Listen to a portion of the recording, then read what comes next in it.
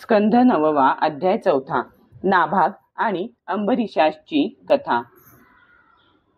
श्रीशुक म्हणतात, नभगाचा पुत्र नाभाग दीर्घकाळपर्यंत ब्रह्मचर्य व्रताचे पालन करून जेव्हा परत आला तेव्हा त्याच्या मोठ्या बंधूंनी आपल्यापेक्षा लहान परंतु विद्वान भावाच्या वाट्याला संपत्ती न देता फक्त पिताच दिला। त्याने आपल्या भावांना विचारले, बंधूंनो, आपण मला संपत्तीपैकी काय दिले आहे? तेव्हा त्यांनी उत्तर दिले की आम्ही तुझ्या हिश्शापोटी वडीलच तुला देत आहोत। तो आपल्या वडिलांना जाऊन म्हणाला, तात माझ्या मोठ्या भावांनी संपत्तीचा वाटा म्हणून मला आपल्यालाच दिले आहे। वडील म्हणाले, मुला, तू त्यांचे म्हणणे ऐकू नकोस। अंगिरस गोत्राचे हे मोठे बुद्धिमान ब्राह्मण यावेळी एक मोठा यज्ञ करीत आहेत, परंतु माझ्या विद्वान पुत्रा त्यांना प्रत्येक 6व्या दिवशीच्या कर्माच्या वेळी मंत्र आठवत नाहीत। तू त्या महात्म्यांच्याकडे जाऊन त्यांना 2 वैश्वदेव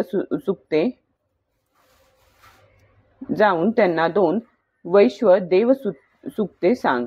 ते जेव्हा स्वर्गात जाऊ लागतील तेव्हा यज्ञातून उरलेले आपले सारे धन तुला देऊन टाकतील। म्हणून आता तू त्यांच्याकडे जा। आपल्या पित्याच्या आज्ञेवरून त्याने तसे केले।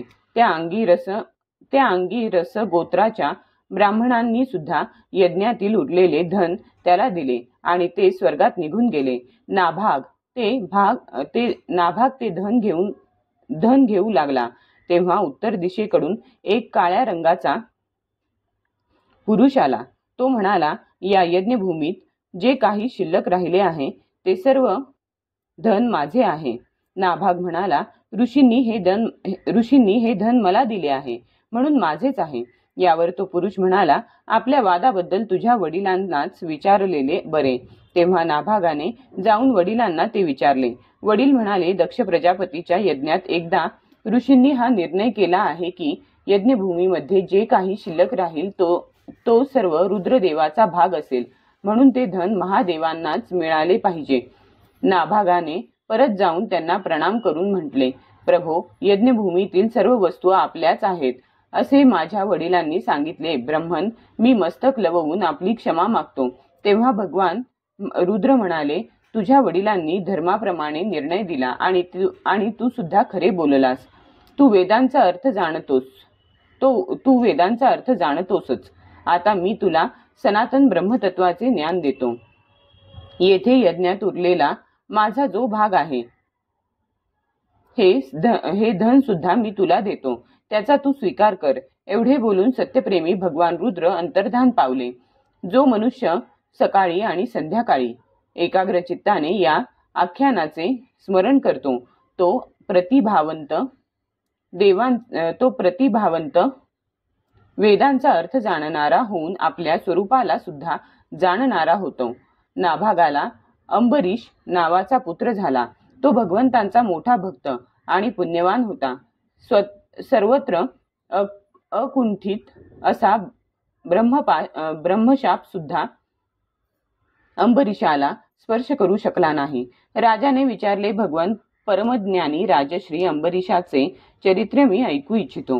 ब्राह्मणाने रागावून त्याला अटळ असा शाप दिला होता, परंतु त्या शापाने त्याचे काहीही अनिष्ट का झाले नाही? श्रीशुक म्हणाले, भाग्यवान अंबरीशाला सप्तद्वीपयुक्त पृथ्वी, न संपणारी संपत्ती आणि अतुलनीय ऐश्वर्य प्राप्त झाले होते। मनुष्यांना या सर्व गोष्टी जरी अत्यंत दुर्लभ असल्या तरी तो त्यांना स्वप्नाप्रमाणे मानित असे, कारण हे वैभव नाशवंत असून त्यामुळे मनुष्य घोर नरकात जातो हे तो जाणत होता। भगवान श्रीकृष्णांवर आणि त्यांच्या भक्तांवर त्याचे अतिशय प्रेम होते। ते प्रेम प्राप्त झाल्यानंतर हे सर्व विश्व मातीच्या ढिगाप्रमाणे तुच्छ वाटू लागते। त्याने आपले मन श्रीकृष्णांच्या चरणविंदामध्ये वाणी भगवत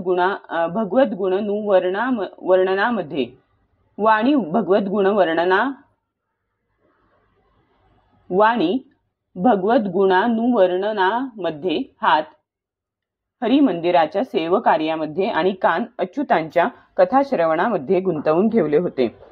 त्याने नेत्र मुकुंद मूर्ती तसेच मंदिराच्या दर्शनाकडे अंग प्रत्यंग भगवत भक्तांच्या शरीर स्पर्शामध्ये नाक त्यांच्या चरणकमलांवर अर्पिलेल्या दिव्य तुळशीच्या गंधामध्ये आणि जिभेला भगवंतांना अर्पण केलेल्या प्रसाद सेवनात संलग्न केले होते. त्याचे पाय भगवंतांची तीर्थक्षेत्रे इत्यादींची पायी यात्रा करण्यात आणि मस्तक श्रीकृष्णांच्या चरणकमलांना वंदन करण्यात मग्न असे.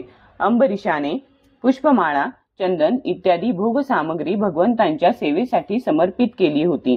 ती स्वतःला तसेच भोग मिळावेत म्हणून नव्हे तर त्याद्वारे भगवंतांच्या भक्तांमध्येच आढळणारे प्रेम स्वतःमध्ये निर्माण व्हावे म्हणून अशा प्रकारे भगवंतांना सर्वात्मा तसेच सर्व स्वरूप समजून त्याने आपली सर्व कर्मे त्या यज्ञपुरुष इंद्रियातील भगवंतांना समर्पित केली होती. आणि भगवत भक्त ब्राह्मणांच्या आज्ञेनुसार तो या पृथ्वीचे पालन करीत होता. त्याने धन्व नावाच्या मरुभूमीमध्ये सरस्वती नदीच्या प्रवाहासमोर वसिष्ठ असित गौतम इत्यादी आचार्यांकडून मोठ्या ऐश्वर्याला अनुरूप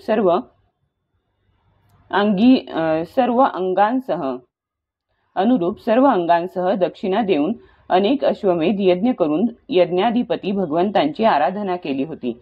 त्याच्या यज्ञामध्ये देवांसह जेव्हा सदस्य आणि ऋत्विज बसत असत तेव्हा त्यांच्या पापण्यांची उघडझाप होत नसे.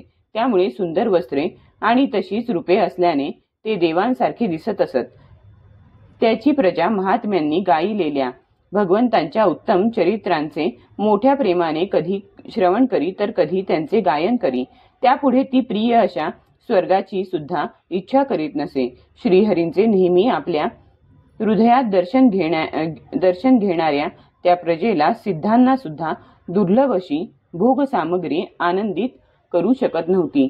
तिला होणाऱ्या आत्मानंदा पुढे त्या वस्तू अत्यंत तुच्छ होत्या.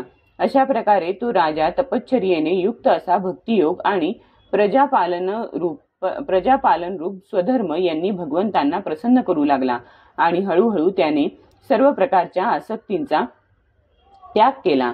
घर, स्त्री, पुत्र, बांधव, मोठमोठे हत्ती, रथ, घोडे तसेच पायदळ, अक्षय रत्ने, अलंकार, आयुधे इत्यादी वस्तू आणि न संपणारे खजिने हे सर्व नाशिवंत आहे असा त्याचा निश्चय होता.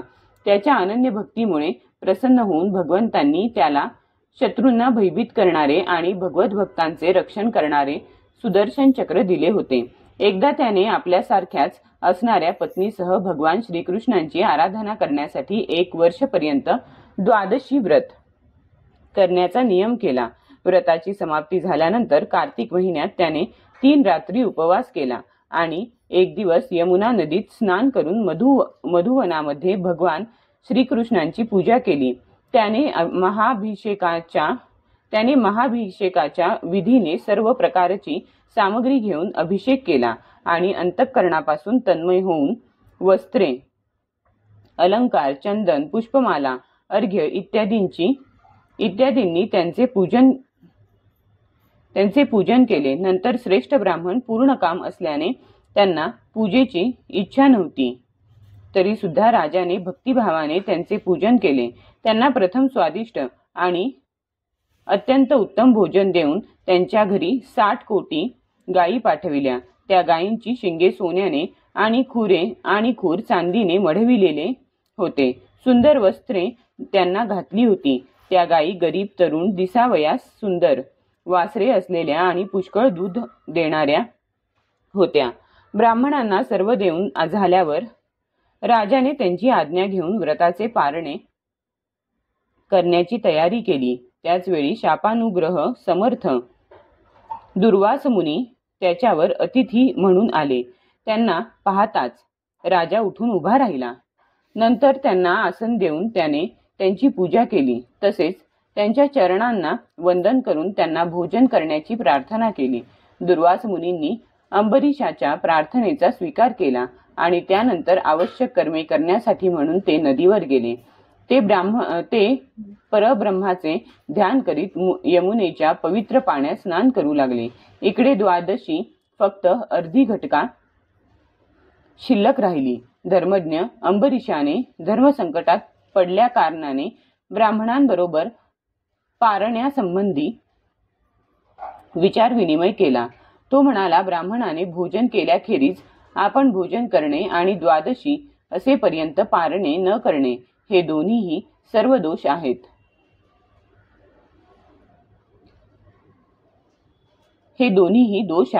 म्हणून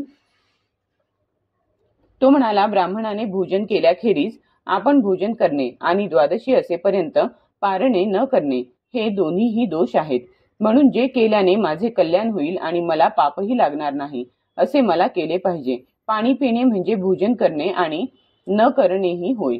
म्हणून ब्राह्मण हो, फक्त पाणी पिऊनच मी व्रताची पारणा करतो असा निश्चय करून मनोमन भगवंतांचे चिंतन करीत अंबरीश पाणी प्याला. आणि हे परीक्षिता, तो दुर्वास मुनींच्या येण्याची वाट पाहत राहिला. आवश्यक नित्यकर्मे पार पाडून दुर्वास मुनी यमुनेवरून परत आले. राजाने पुढे होऊन त्यांचे स्वागत केले. तेव्हा त्यांनी अंतर्ज्ञानाने राजाने पारणे केले आहे हे ओळखले. त्यावेळी दुर्वास मुनींना भूक लागली होती. रागाने ते थरथर कापू लागले. त्यांनी भुवया चढवल्या. तोंड वेडे वाकडे करीत हात जोडून उभे असलेल्या राजाला दरडावून ते म्हणाले, राज्यमदाने उन्मत्त होऊन स्वतःला सत्ताधारी मानून धर्म सोडून वागणाऱ्या याचा नीचपणा तर पहा. हा कसला विष्णू भक्त. मी याचा अतिथी म्हणून आलो. याने मला भोजनाचे निमंत्रणही दिले, परंतु मला न वाढताच हा जेवला. तत्काळ मी तुला त्याचे फळ दाखवितो असे म्हणतच क्रोधाने भडकून त्यांनी आपली एक जटा उपटली आणि अंबरीशांना मारण्यासाठी तिच्यातून एक कृत्या उत्पन्न केली. ती प्रलय काळाच्या अग्नीप्रमाणे धगधगत होती. आगीप्रमाणे धगधगणारी ती हातात तलवार होऊन राजावर तुटून पडली. त्यावेळी तिच्या पायांच्या आदळापटीने पृथ्वी थरथर कापत होती. परंतु अंबरीश मात्र तिला पाहून एक केसभरही ढळला नाही. परमात्म्याने सेवकाच्या रक्षणासाठी पहिल्यापासूनच नेमलेल्या सुदर्शन चक्राने क्रोधाने फुत्कारणाऱ्या सापाला आग जशी जाळून टाकते त्याचप्रमाणे त्या कृत्येला जाळून टाकले. दुर्वासांनी आपला प्रयत्न फुकट गेला असून ते चक्र आपल्याकडे येत आहे असे पाहिले. तेव्हा ते भयभीत होऊन प्राण वाचविण्यासाठी इकडे तिकडे पळू लागले. उंच भडकणाऱ्या ज्वाळा असणाऱ्या वणव्याने जसा सापाचा पाठलाग करावा त्याचप्रमाणे भगवंतांचे चक्र त्यांच्या मागे लागले. हे चक्र आपल्या पाठोपाठ येत आहे असे जेव्हा दुर्वासांनी पाहिले तेव्हा मेरू पर्वताच्या गुहेत दडण्यासाठी ते तिकडे धावू लागले. दुर्वास मुनी दिशा, आकाश, पृथ्वी, सप्त पाताळे, समुद्र, लोकपालांनी सुरक्षित केलेले लोक इतकेच काय स्वर्गापर्यंत गेले. परंतु जेथे जेथे ते गेले तेथे तेथे ते असह्य सुदर्शन चक्र आपला पाठलाग करीत असल्याचे त्यांना दिसले. जेव्हा स्वतःचे रक्षण करणारा कोणीच त्यांना मिळाला नाही तेव्हा तर ते अधिकच घाबरले. आपला त्राता शोधत ते ब्रह्मदेवाकडे गेले आणि म्हणाले, हे स्वयंभू ब्रह्मदेवा, भगवंतांच्या या तेजोमय चक्रापासून माझे रक्षण करा. ब्रह्मदेव म्हणाले, 2 परार्धाच्या कालखंडानंतर कालस्वरूप भगवान आपली ही सृष्टी लीला संपवतील आणि तेव्हाच हे विश्व जाळून टाकण्याची इच्छा करतील. त्यावेळी त्यांच्या भुवयांच्या इशाऱ्यानेच साऱ्या विश्वासह माझा हा लोक नाहीसा होऊन जाईल. मी भगवान शंकर, दक्ष, भृगु इत्यादी प्रजापती, भूतेश्वर, देवेश्वर इत्यादी सर्वजण आम्ही त्यांनी बनविलेल्या नियमांनी बद्ध आहोत. तसेच त्यांची आज्ञा शिरोधार्य मानून आम्ही जगाचे हित करतो. त्यांच्या भक्ताचा द्रोह करणाऱ्याला वाचविण्यास आम्ही असमर्थ आहोत. ब्रह्मदेवांनी जेव्हा दुर्वासांना अशा प्रकारे निराश केले तेव्हा भगवंतांच्या चक्राने त्रस्त होऊन ते कैलास निवासी भगवान शंकरांना शरण गेले. श्री महादेव म्हणाले, ज्या अनंत परमेश्वरामध्ये ब्रह्मदेवासारखे जीव आणि त्यांचे उपाधिभूत कोश तसेच या ब्रह्मांडाप्रमाणेच अनेक ब्रह्मांडे योग्य वेळी निर्माण होतात आणि वेळ आल्यावर नाहीशी होतात, ज्यांच्यामध्ये आमच्यासारखे हजारो गोते खात राहतात, त्या प्रभूंच्या संबंधात काहीही करण्याचे सामर्थ्य आमच्यामध्ये नाही. मी, सनतकुमार, नारद, भगवान ब्रह्मदेव, कपिलदेव, अपांतरतम, देवल, धर्म, आसुरी तसेच मरीची इत्यादी अन्य सर्वज्ञ सिद्धेश्वर असे आम्ही सर्वजण भगवंतांची माया जाणू शकत नाही, कारण आम्ही त्याच मायेच्या चक्रात सापडलो आहोत. हे चक्र त्या विश्वेश्वराचे शस्त्र आहे. आम्हाला याचा प्रतिकार करता येणार नाही. आपण त्यांना शरण जावे, ते भगवंतच तुमचे कल्याण करतील. तेथून सुद्धा निराश होऊन दुर्वास भगवंतांच्या परमधाम वैकुंठात गेले, जेथे लक्ष्मीपती भगवान लक्ष्मीसह निवास करतात. भगवंतांच्या चक्राच्या आगीने होरपळलेले दुर्वास थरथर कापत भगवंतांच्या चरणांवर पडले. ते म्हणाले, हे अच्युता, हे अनंता, संतांना प्रिय असणाऱ्या प्रभू, विश्वाचे जीवनदाता, मी अपराधी आहे. आपण माझे रक्षण करावे. आपला परम प्रभाव न जाणल्या कारणानेच मी आपल्या प्रिय भक्ताचा अपराध केला आहे. प्रभू, आपण मला त्यापासून वाचवा. आपल्या नावाचा उच्चार करण्याने नरकातील जीव सुद्धा मुक्त होतो. श्री भगवंत म्हणाले, हे ब्राह्मणा, मी सर्वथैव भक्तांच्या अधीन आहे. मला जराही स्वतंत्रता नाही. माझ्या सज्जन भक्तांनी माझे हृदय आपल्या ताब्यात ठेवले आहे. मला भक्तच प्रिय आहेत. ब्रह्मन, माझ्या भक्तांचा एकमेव आश्रय मीच आहे. म्हणून माझ्या साधू स्वभावी भक्तांना सोडून मी मला स्वतःलाही इच्छित नाही, की माझ्या अर्धांगिनी लक्ष्मीलाही इच्छित नाही. जे भक्त स्त्री, पुत्र, गृह, आप्तेष्ट, प्राण, धन, इहलोक आणि परलोक हे सर्व सोडून फक्त मला शरण आले आहेत, त्यांना सोडण्याचा विचार तरी मी कसा करू? ज्याप्रमाणे पतिव्रता स्त्री आपल्या पातिव्रत्याने सदाचारी पतीला वश करून घेते, त्याचप्रमाणे माझ्यामध्ये आपले मन गुंतवलेले समदर्शी साधू भक्तीने मला वश करून घेतात. माझे अनन्य भक्त माझ्या सेवेनेच स्वतःला कृतकृत्य मानतात. माझ्या सेवेच्या फलस्वरूप जेव्हा त्यांना सालोक्य, सारूप्य इत्यादी मुक्ती प्राप्त होतात, तेव्हा ते त्यांचा सुद्धा स्वीकार करू इच्छित नाहीत. तर मग कालगतीनुसार नष्ट होणाऱ्या वस्तूंची काय किंमत? भक्त हे माझे हृदय आहेत आणि त्या भक्तांचे हृदय मी आहे. ते माझ्या व्यतिरिक्त काहीच जाणत नाहीत आणि मी त्यांच्या व्यतिरिक्त काहीच जाणत नाही. दुर्वासा, ऐक, मी तुला एक उपाय सांगतो, ज्याचे अनिष्ट केल्याने तुझ्यावर हे संकट आले आहे. त्याच्याकडेच तू जा. निरपराध साधूंचे अनिष्ट करण्याच्या प्रयत्नामुळे अनिष्ट करणाऱ्याचेच अमंगल होते. तपश्चर्या आणि विद्या ही ब्राह्मणांचे कल्याण करणारी साधने आहेत, परंतु जर ब्राह्मण उद्दाम आणि अन्यायी झाला तर तीच दोन्ही साधने उलटे फळ देऊ लागतात. ब्राह्मणा, तुझे कल्याण असो. नाभागनंदन परम भाग्यशाली राजा अंबरीशाकडे जा आणि त्यांची क्षमा माग, तरच तुला शांती मिळेल. अध्याय 4 समाप्त.